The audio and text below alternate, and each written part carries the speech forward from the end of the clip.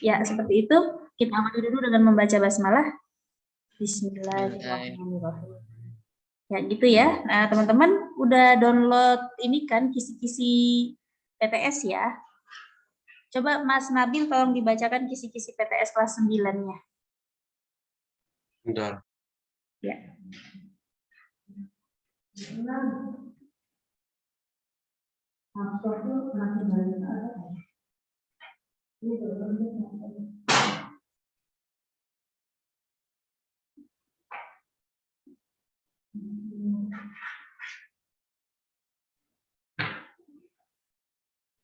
Isi IPA sudah. Ya. Energi. Kelas 9. Oh, kelas 9. Oh ya, salah bentar. Iya. 9 aku. Yang bagian bawah itu, bagian bawah. Yang paling bawah. Reproduksi tumbuhan dan hewan. Bab 2 ya. Dan dasar-dasar belahan itu apa? Mitosis sama meiosis ya. Oke, reproduksi tumbuhan dan hewan. Kemudian Kehidupan organisme juga. Organisme tanah. pembelahan mitosis dan meiosis.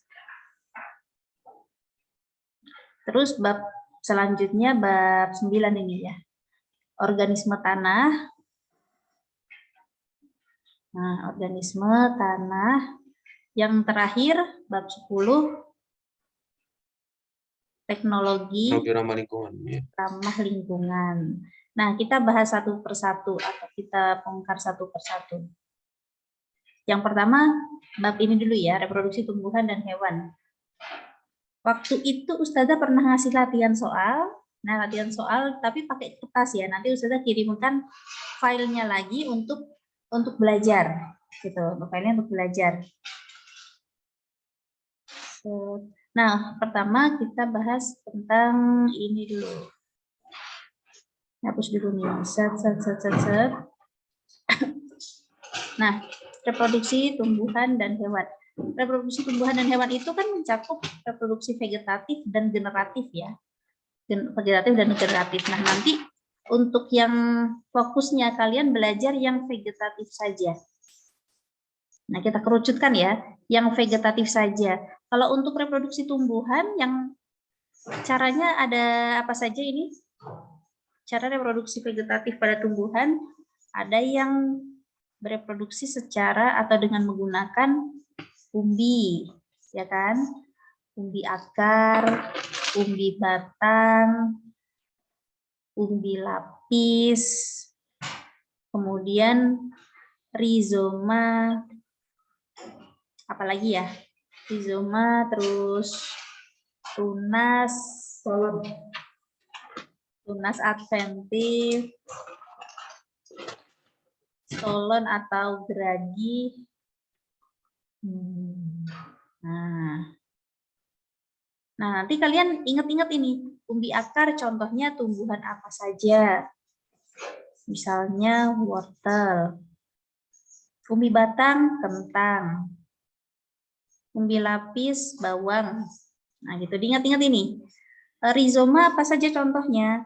Misalnya jahe dan kawan-kawan. Tunas contohnya pisang, pohon bambu. Tunas adventif, cocor bebek.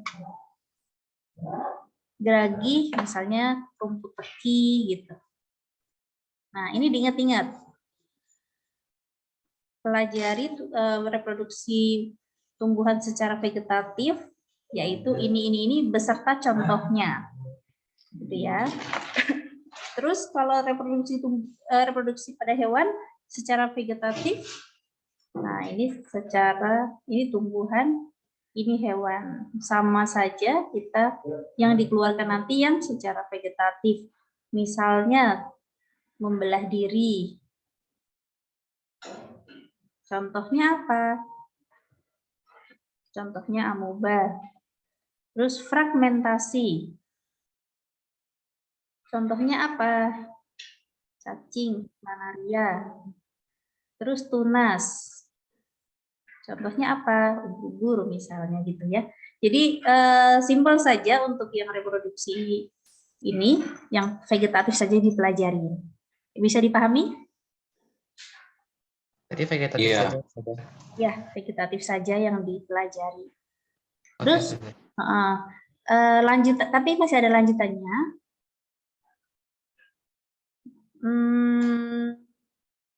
Saya agak lupa. Oh, ini faktor-faktor yang mempengaruhi pertumbuhan tanaman. Nah, hanya tanaman saja yang kita bahas di sini. Faktor-faktor yang mempengaruhi ini dibagi menjadi dua, yaitu faktor internal. Internal berarti dari dalam tubuh si tumbuhan tersebut. Yang kedua adalah faktor kebalikannya, eksternal. Nah, dari internal, dari dalam tubuh berarti ada hormon-hormon. Di dalam tumbuhan itu ada berbagai macam hormon. Ada hormon pertumbuhan, ada hormon pemasakan buah, ada hormon mempercepat reproduksi gitu ya. Terus ada juga yang mempengaruhi yaitu gen internal, berarti dari dalam tubuh. Hormon dan gen ini ada di dalam tubuh tumbuhan. Kalau faktor eksternal berarti dari luar. Apa saja yang mempengaruhi pertumbuhan? Ada air, suhu, kadar CO2, zat hara, dan seterusnya. Nah, ini yang dipelajarin. Jadi tadi yang pertama, cara reproduksi vegetatifnya. Yang kedua, faktor yang mempengaruhi pertumbuhan tanaman. Terus, ada satu lagi ya, untuk reproduksi tumbuhan itu, ada yang namanya pergiliran keturunan. Pergiliran keturunan. Atau metagenesis. Metagenesis. Contohnya, nah ini simpel banget. Teman-teman nggak usah mempelajari yang proses-prosesnya itu. Diingat-ingat aja contoh dari tumbuhan yang melakukan metagenesis itu tumbuhan lumut dan paku. Kalau jamur itu dengan cara spora, cuma spora saja. Tapi kalau lumut dan paku itu melalui tahap spora dan tahap generatif. Nah, terkait dengan bab 2 ini satu lagi yang dipelajari yaitu pembelahan atau yang keluar. Pembelahan sel. Nah, pembelahan itu ada dua. Mitosis dan meiosis. Nah, apa bedanya? Nah, kalian cermati perbedaannya ini ya. Mitosis dan meiosis, perbedaannya apa? Nah, sebelum ke perbedaan, kita perlu tahu kenapa sih sel harus melakukan pembelahan. Apa sih tujuan sel melakukan pembelahan? Tujuannya adalah yang pertama, untuk pertumbuhan. Nah, pertumbuhan. Seperti yang kita lihat, awalnya sebelum menjadi manusia ya, itu kan dari janin, tapi sebelum janin itu dari zigot dulu. Nah, dari zigot kemudian berkembang menjadi janin, lahir dari bayi, kemudian jadi anak-anak, remaja, dewasa. Nah, itu pertumbuhan. Semakin besar selnya, jumlah selnya itu bertambah besar dan bertambah banyak jumlahnya. Nah, itu akibat dari pembelahan sel. Terus yang kedua, tujuannya adalah untuk perbaikan sel jaringan yang rusak. Contohnya, ketika tangan kita terluka, nah itu berarti sel-sel kulit kita rusak di situ, terbuka kan? Terbuka, sel-sel kulit kita rusak. Nah, untuk memperbaiki sel-sel tadi, maka sel-sel sekitarnya itu akan mengalami pembelahan yang lama-lama akan menutup kulit yang rusak tadi. Terus yang ketiga, untuk reproduksi. Nah, jadi ada 3 tujuan pembelahan sel. Yang pertama untuk pertumbuhan, yang kedua untuk perbaikan sel atau jaringan yang rusak, yang ketiga untuk reproduksi. Nah, kemudian kita beranjak ke perbedaan antara mitosis dan meiosis. Nah, mitosis itu terjadi pada sel-sel tubuh. Nah, jadi pada sel-sel tubuh. Sedangkan kalau pada meiosis terjadi pada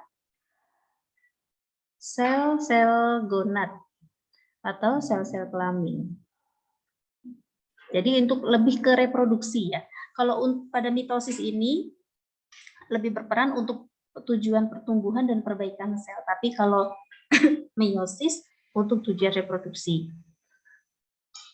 Terus perbedaan selanjutnya, kalau pada mitosis itu namanya membelah, berarti kan ada sel induk. Nah, sel induk akan menghasilkan sel anakan atau sel yang membelah hasil pembelahannya tadi. Nah, hasil pembelahannya tadi ini sifatnya atau jumlahnya sama dengan sel induknya. Nah, saya tulis di sini hasil sel anak atau hasil pembelahan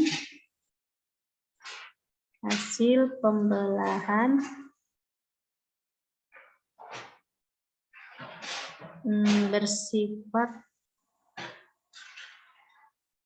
diploid atau 2N, yaitu sama dengan induknya. Kalau pada pembelahan meiosis, hasil pembelahan sel anakannya atau hasil pembelahannya bersifat setengah, bersifat haploid. Haploid lambangnya N, yaitu setengah dari induknya. Ini ada 4 sel, hasilnya 4 sel. Tetapi sifatnya atau jumlah kromosomnya itu hanya setengahnya dari induknya. Contohnya, nah, pada manusia jumlah kromosom di dalam sel itu 46 buah. 46 buah. Maka ketika membelah, nah menjadi 2 kan? Menjadi 2, itu masing-masing kromosomnya juga 46 buah. Nah, 46 buah. Ini jumlah kromosom, ini induk, ini sel anak. Nah, ini jumlah kromosomnya ada 46. Anakannya masing-masing juga 46 buah. Kalau induknya tadi kromosomnya jumlahnya 42, masing-masing anakannya juga 42 dan ada 2 sel. Kalau pada pembelahan meiosis, misalnya ini induknya, ini induk. Nah, ada 46. Ini nanti menghasilkan 4 sel anakan. Ada 1, 2, 3, 4. Tapi jumlahnya setengah dari induknya. Kalau induknya 46, berarti ini hanya 23. Gitu. Seperti itu ya. Bisa dipahami?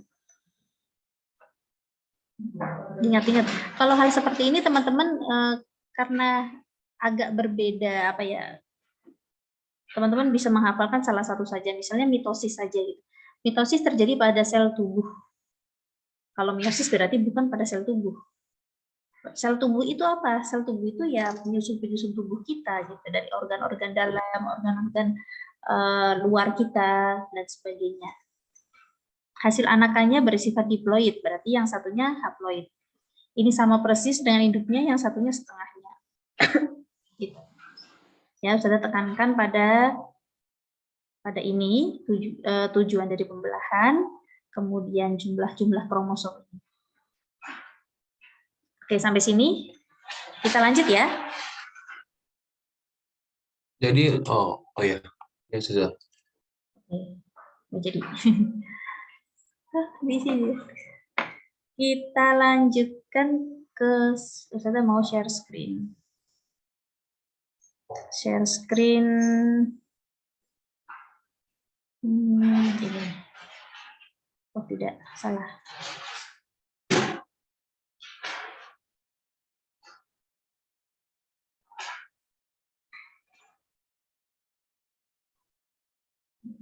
Ini ke Ustazah, maaf, organisme. Ustazah, aku mau nanya, Ustazah.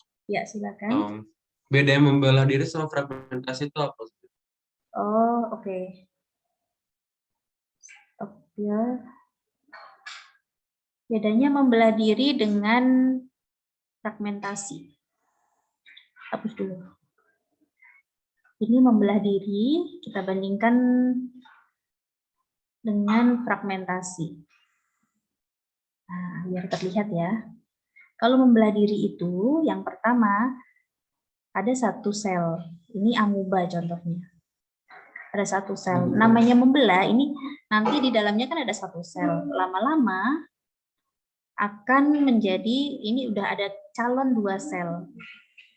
Nah, setelah itu selnya ini akan membelah menjadi 1, 2. Nah, jadi dari 1 menjadi 2. Nanti dari 2 ini masing-masing akan membelah menjadi 2 lagi dan seterusnya.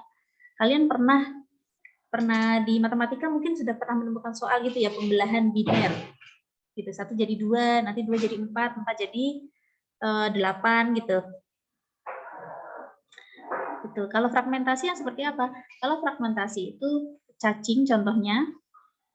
Nah, cacing yang dipotong-potong gitu ya? Betul. Fragmen itu kan artinya potongan-potongan ya. Potongan. Mau dipotong jadi berapa? Mau dipotong jadi 2, berarti nanti akan menjadi 2. Gitu. Yang tadinya bagian kepala dia akan tumbuh ekor, tadi yang potongan ekor akan tumbuh bagian kepala. Kalau dipotong jadi 3, nanti akan tumbuh menjadi 3. Potong jadi 4, nanti akan menjadi 4 individu baru. Gitu. Bisa membedakan?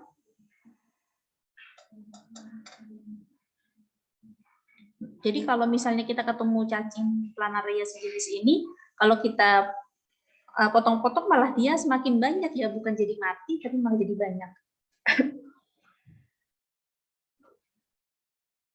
Oke, cukup ini Mas, Nabil? Ya, Ustazah. Oke, kita lanjutkan. Tadi di sini. Oke, untuk organisme tanah sekarang. Organisme tanah, Ustazah sudah buatkan PDF, nanti Ustazah kirim juga ke kalian. Sebentar, Ustazah kirim deh.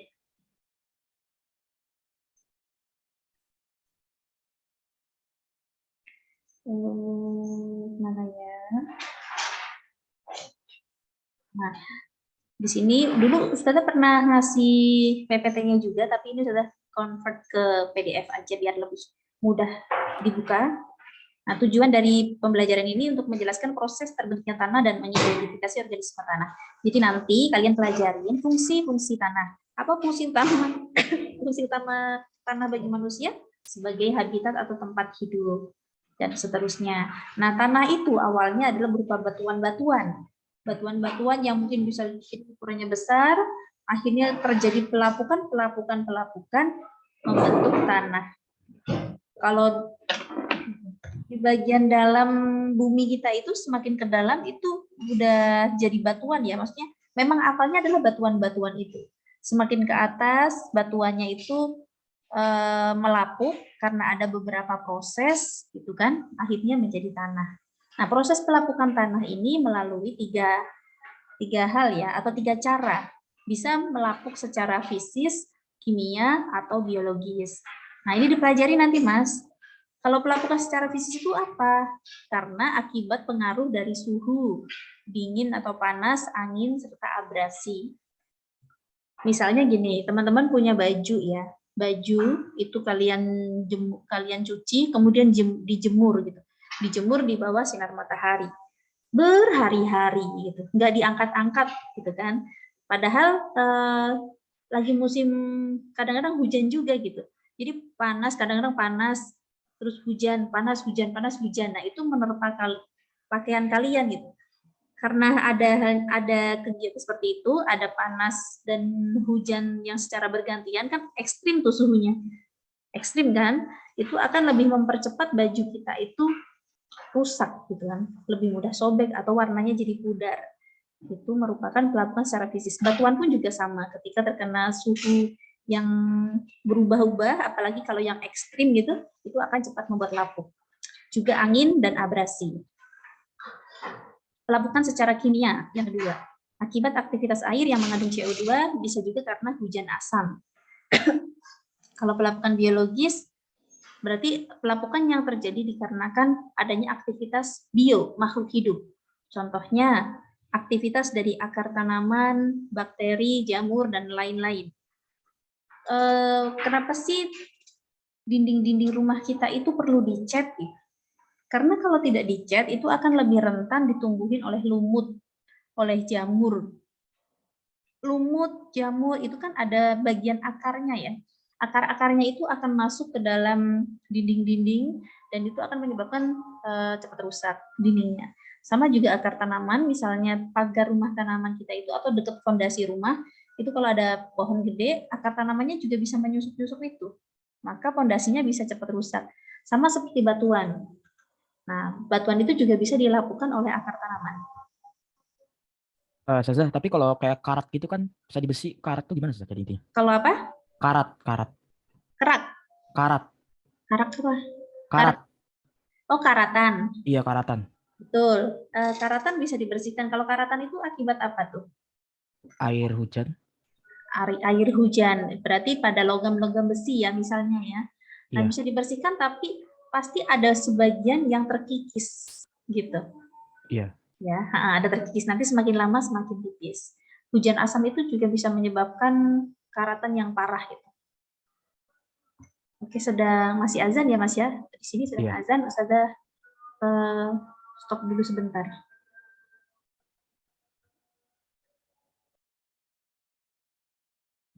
Saya share screen lagi.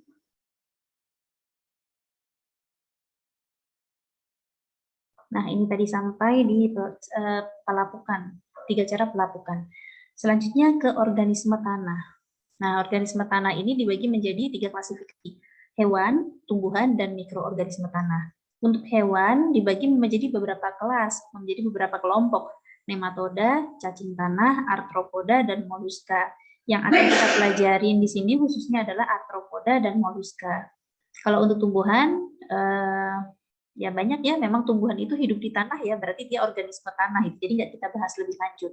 Untuk mikroorganisme tanah ada berbagai macam kelompok, yaitu protozoa, protivera, alga, bakteri, fungi itu jamur, actinomycetes, serta virus dan bakteriofag. Nah, dari mikroorganisme ini yang paling banyak jumlahnya atau dari baik nomor 1, 2, 3 lah, dari hewan, tumbuhan, dan mikroorganisme tanah, itu jumlah yang paling banyak adalah bakteri yang hidup di tanah tersebut. Walaupun kita tidak melihat ya, tapi jumlahnya paling banyak. Nah, kita lanjut ke arthropodanya langsung. Nah, ini tadi arthropoda dan moluska yang akan kita bahas. Arthropoda dibagi menjadi 4 kelas, yaitu arachnida, crustacea. Nah, bacaannya diperhatikan, arachnida, crustacea, insekta atau serangga, myriapoda. Nah, teman-teman diingat-ingat ini, dipelajarin arachnida contohnya apa? Arachnida contohnya kalajengking dan laba-laba. Crustacea contohnya kutu kayu. Insekta atau serangga itu banyak ya, semut, kumbang, jangkrik. Gitu. Mereka kan hidup di tanah juga. Myriapoda, myria itu artinya banyak. Poda itu dari artinya kaki ya. Kaki. Podos itu artinya juga kaki. Jadi myriapoda itu hewan yang memiliki banyak kaki. Contohnya kluwing, kelabang. Nah, sekarang moluska. Moluska itu adalah hewan yang bertubuh lunak. Karena lunak, maka dia gampang terluka kan ya. Sehingga biasanya tubuhnya itu dilindungi oleh cangkang. Keras kan kalau cangkang itu. Contohnya bekicot, siput. Nah, itu yang kita bilang rumahnya dibawa kemana-mana gitu kan. Rumahnya dibawa kemana-mana nih. Karena itu adalah cangkangnya memang untuk melindungi tubuhnya yang lunak tadi. Ini kelompok moluska, halus ya. Halus moluska. Jadi teman-teman diingat ini nama-namanya serta contoh hewannya. Biar terbiasa. Ini kadang kan kata-katanya agak susah. Kalian ucapkan beberapa kali gitu. Arnida, arnida, arnida. Gitu. Nanti lama-lama lidahnya akan luwes. Nah, ini untuk bab tentang organisme tanah. Ulangi lagi, yang dipelajarin adalah ini fungsi utama tanah, tiga cara pelapukan, kemudian arthropoda dan moluska. Nah, yang terakhir, teknologi ramah lingkungan. Nah, ini memang kita tidak sempat untuk membahas banyak ya. Malahan tidak sempat membahas ini, tapi Ustazah kasih panduan untuk belajarnya. Ini ringkasan juga Ustazah sudah bagikan. Ada 6 halaman Word. Nah, kalau kalian bisa di-print, sebaiknya di-print biar mudah mempelajarinya. Ini teknologi ramah lingkungan adalah teknologi yang memperhatikan prinsip-prinsip pelestarian lingkungan. Jadi tujuan dibuatnya teknologi ramah lingkungan ini adalah untuk menghasilkan produk yang memanfaatkan sumber daya alam yang dapat diperbarui dan tidak menghasilkan limbah yang dapat membahayakan lingkungan. Nah, jadi tujuan utamanya adalah tidak menghasilkan limbah yang berbahaya. Contohnya kendaraan-kendaraan yang menggunakan bahan bakar fosil atau BBM atau yang menggunakan bensin, Pertamax, Pertalite itu, nah itu kan menghasilkan limbah yang membahayakan lingkungan. Maka dibuatlah aplikasi-aplikasi yang lebih ramah lingkungan. Nah, teknologi ramah lingkungan ini saat ini sudah mencakup beberapa bidang energi, bidang transportasi, bidang lingkungan, dan bidang industri. Bidang energi yang akan kita kenal ini nanti biogas dan solar cell atau pembangkit listrik tenaga surya atau tenaga matahari. Bidang transportasi, mobil listrik marlip, sepeda dan sepeda motor listrik, kendaraan listrik modern, mobil surya, dan kendaraan hidrogen. Bidang lingkungannya ada biopori, teknologi pemurnian air, fitoremediasi, dan bidang industrinya biopulping. Nah, apa saja sih itu? Ya, kita kenal satu-satu. Di bidang energi, yaitu biogas. Ini sudah sering kita dengar juga ya.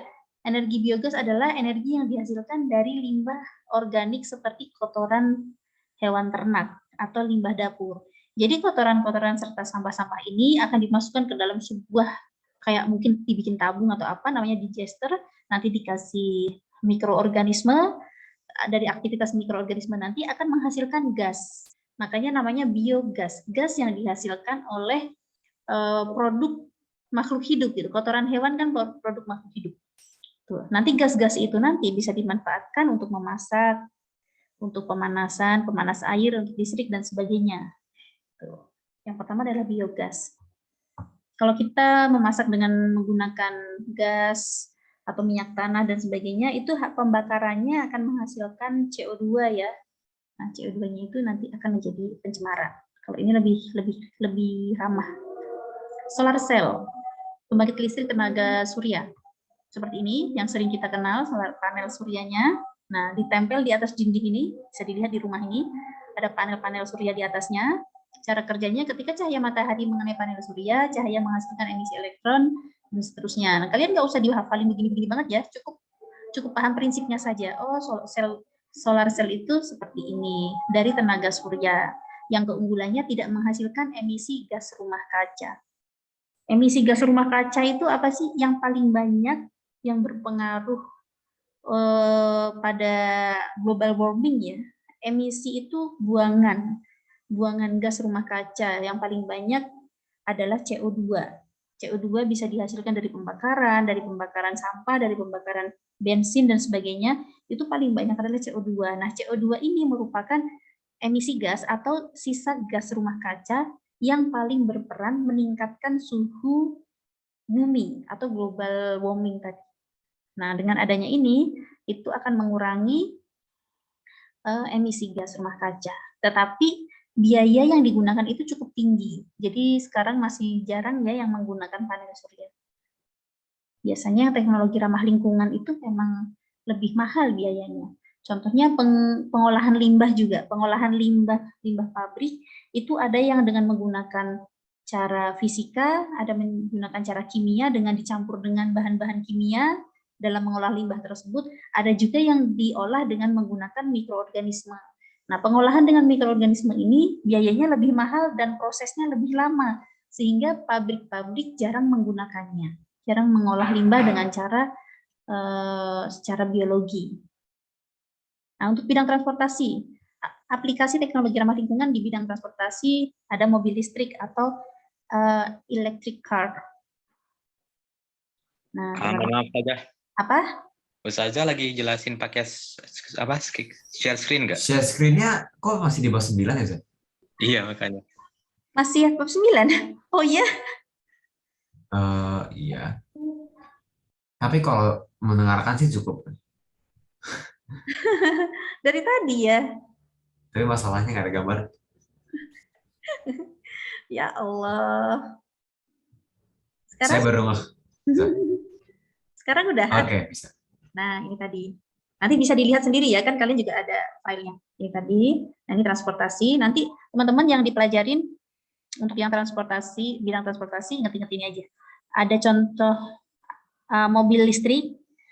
Mobil listrik itu menggunakan bahan bakarnya apa? Menggunakan baterai yang nantinya bisa di-charge ya. Ini dikembangkan sebenarnya udah lama banget loh, tahun 84. Terus pada tahun 2013 dikembangkan oleh Unibrau, Universitas Brawijaya dan ITS, Institut Teknologi Surabaya.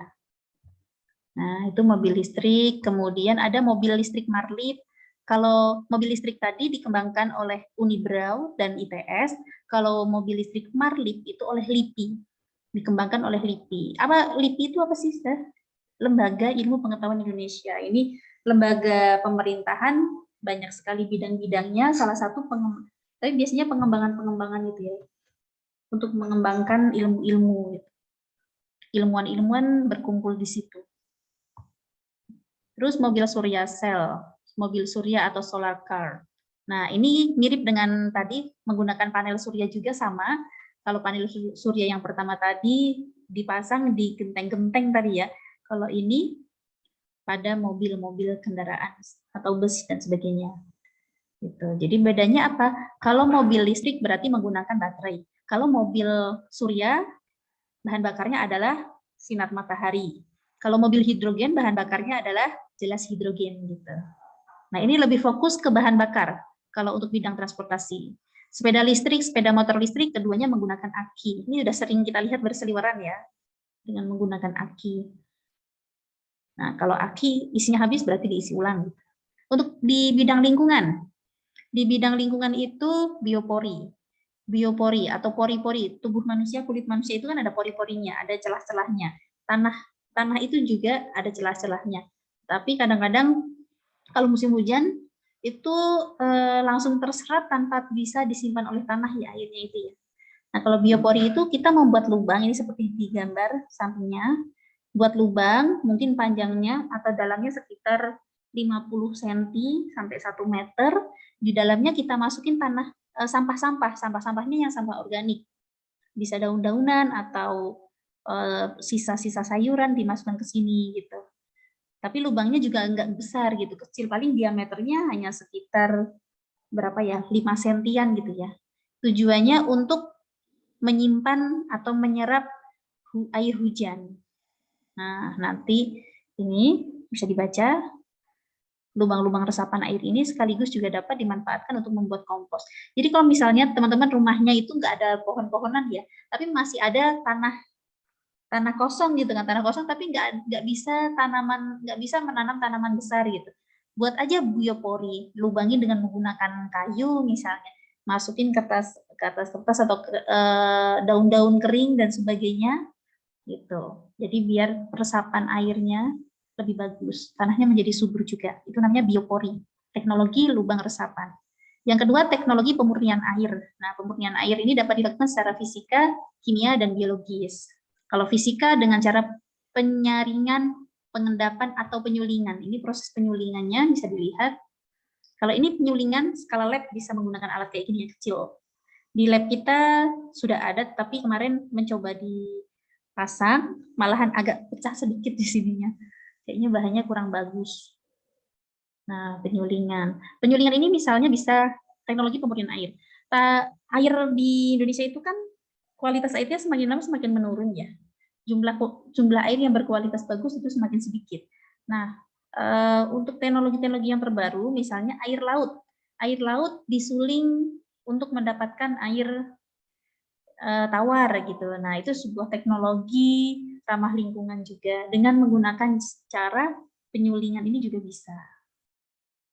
Gitu. Kalau secara kimia dengan melarutkan Cl atau klorin atau dengan UV. Tapi biasanya kalau dilakukan secara kimiawi itu agak sedikit berbahaya. Secara biologis dapat dilakukan dengan cara memberikan karbon aktif, kemudian tawas gitu ke dalam air yang akan dimurnikan.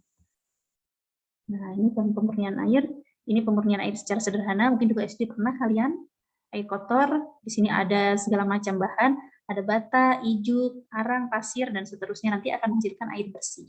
Nah, ini yang baru, mungkin baru dikenal, baru mendengar kalian, fitoremediasi. Bukan Mahazura Fito ya, fitoremediasi. Fito itu artinya tumbuhan, remediasi. Remediasi itu kalian kalau misalnya nilainya jelek kan di remedial ya, perbaikan ya. Dia nilainya di remedial, diperbaikin.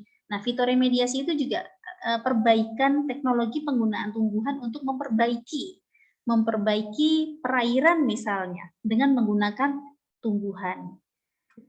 Misalnya di sebuah perairan danau, di situ air danaunya itu sudah tercemar dengan bahan limbah-limbah apa, fosfat dan sebagainya misalnya, kemudian akan diserap. Misalnya di situ ada fosfatnya ya.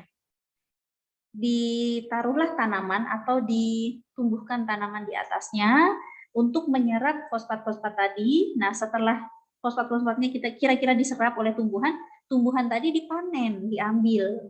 Nah, kadar fosfat yang di danau tadi akan menurun karena sebagian sudah diserap oleh tumbuhan tadi. Itu namanya fitoremediasi atau penggunaan tumbuhan untuk bisa memindahkan, bisa menghilangkan atau menghancurkan bahan pencemar. Itu intinya adalah teknologi untuk menghilangkan bahan pencemar dengan menggunakan tumbuhan.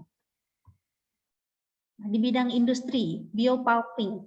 Pulp itu kan bubur kertas ya, PULP, pulp bubur kertas. Nah, ini adalah proses pengolahan limbah kertas dengan menggunakan jamur.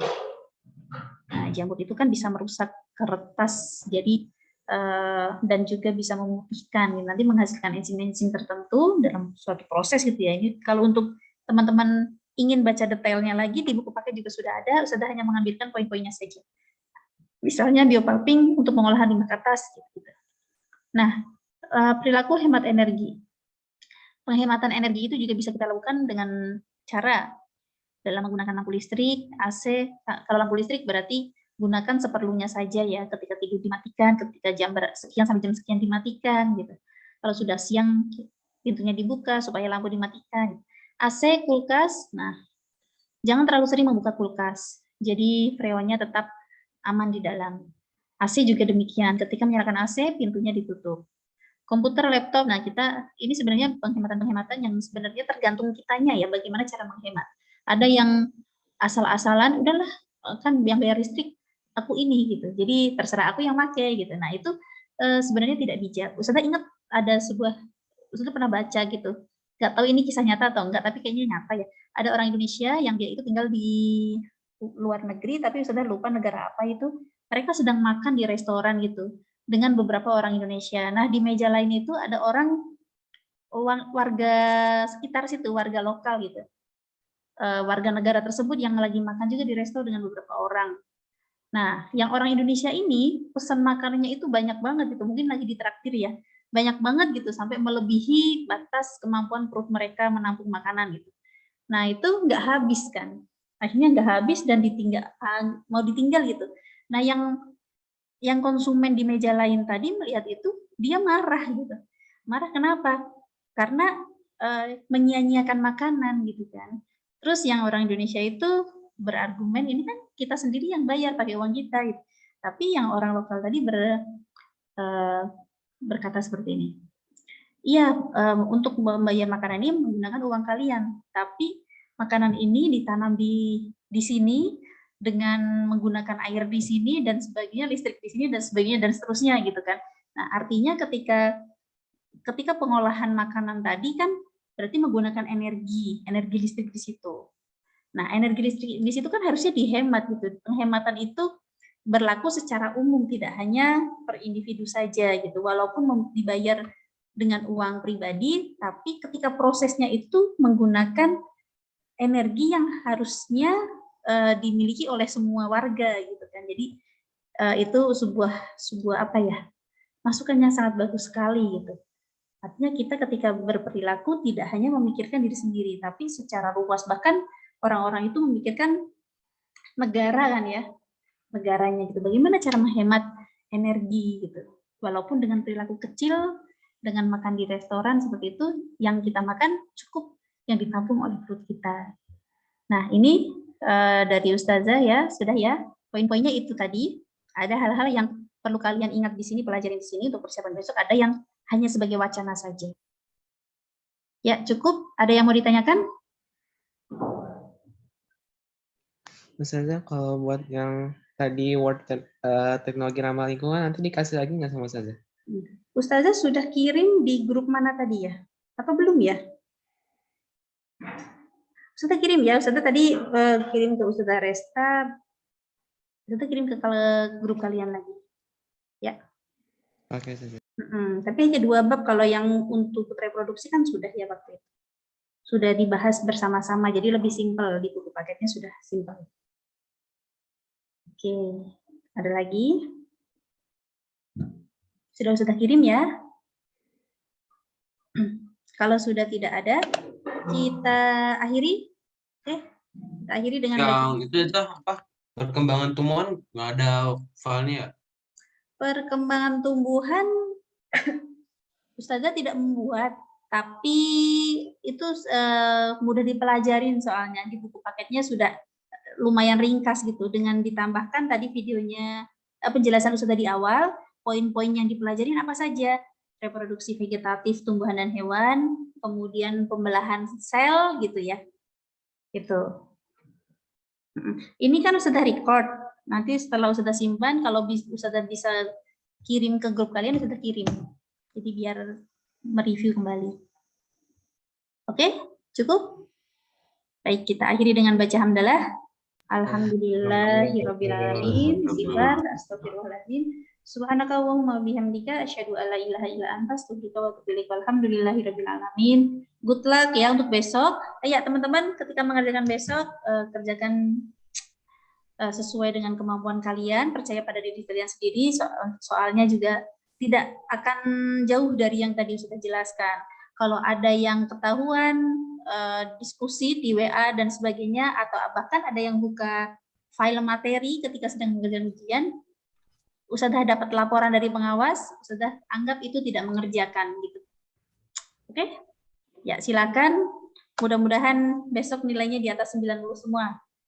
Amin. Assalamualaikum warahmatullahi wabarakatuh.